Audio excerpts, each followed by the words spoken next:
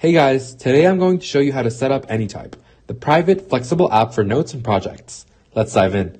First, head to anytype.io and click download for your device, whether it's Mac, Windows, Linux, iOS, or Android. Install the app like any other program. It's free to start. Open Anytype and you'll see the sign up screen. Click create a new account and you'll get a unique recovery phrase. Write it down and store it safely. This is your key to access your data, so don't skip this. Next, name your vault. It's like your personal workspace. Hit create and now you're in. Anytype's home screen shows your dashboard. Let's make it yours. Click new object to create a new note, task, or page. Try adding a note, type a title, jot some ideas down, and hit save. Objects are flexible, so experiment. Want a database?